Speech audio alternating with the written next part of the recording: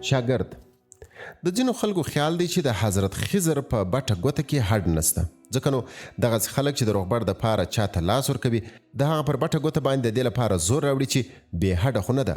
که داسې وي نو مطلب به یې دا وي چې خضر په لاس ورغلی دی او د خضر په وسیله د سړي د زړه هر مرام پوره کېدای شي. زه یوازې د کښتۍ په انتظار کې د اوبو پر کناره باندې ولاړ وم چې له ورایه راښکاره سو یو وګړی. دا وګړی داسې روڼ داسې تازه و لکه وي چې لمبېدلی په کوثر کې او اوس وي له جنته راوتلی. په ورو ورو سو رانږدې نو دواړه لاس یې د روغبړ دپاره ماته را اوږده کړل. زما خوی دی چې لاس ورکړم کله چاته د هغه پر بټه ګوته باندې راوړم لږ څه زور چې دا معلومه کړمه ځان ته چې هډ سته په دغه ګوته کې که نسته، خو رښتیا خبره دا ده چې تر ننه ما بې هډه ګوته نه و پیدا کړې. دا لومړی ځل و چې داسې څوک مې وموند چې په لاس یې و بې هډه ګوته پورې. زه چې پوه سومه چې خضر دی نو زړه مې راته وویله چې اوس به خدای رڼا کړي د جابر خلاف بدۍ موږ ته لاس راکړي.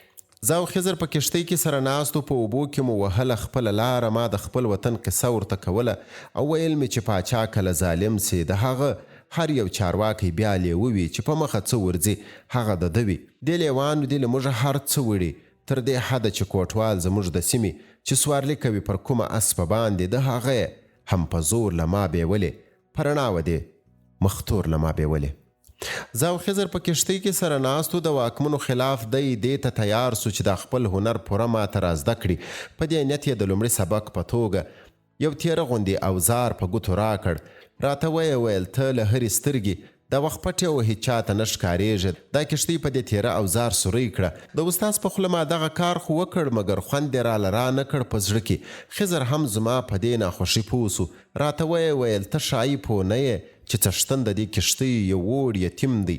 دا کښتۍ کوای دغسې روغه پاته نو له هغه چا به دې ته خطر پیښ وی چې له تا یې په زور اسپه د بیولې چې سوری سوه نو اوس دغه خطر ورک سو.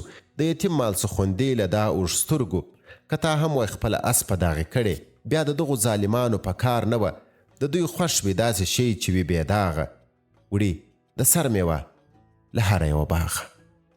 د اوبو سفر و پای ته رسېدلی. زه او خضر میلمانه وو په یو کور کې. په دا کور کې مو شپه ځکه ښه سوه تېره چې کوربه د ویدېدو دپاره موږ ته د چندڼو پالنګونه و راکړي چې سهار سپېدې راوچاودې نو موږ هم سو راویښ خو کوربانه مو لا ویده وو.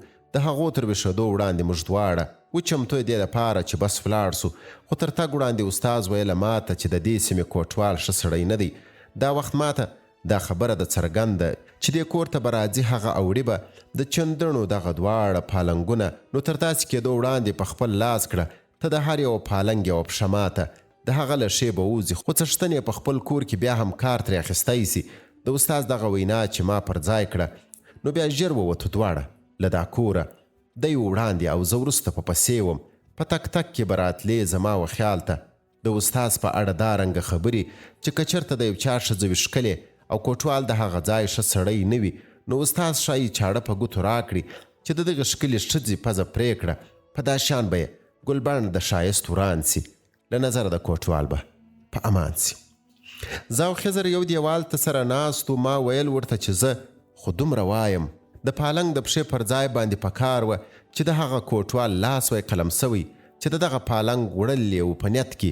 دې خبرې مې استاز ته خوند ور نه کړ او ویل یې په دا کار کې خو سر تلای سي، سر شیندل کوای زما د وس خبره نو دا تل تر تله ژوند مې خوښ بیا څله. په خوندي سر که چوپړ وهې د خلکو نو په ما پسې په پټه خوله را درومه. خو که یې وه سرشندنې ته لیواله نو ما پرېږده او شاګرد د موسی جوړ سه چې جابر ته تل په جار کوي خبره. بس بیا زه هم په موسی پسې روان سوم.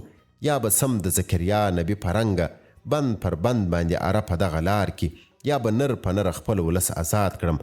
د فرعون سر او لشکر به ور برباد کړم.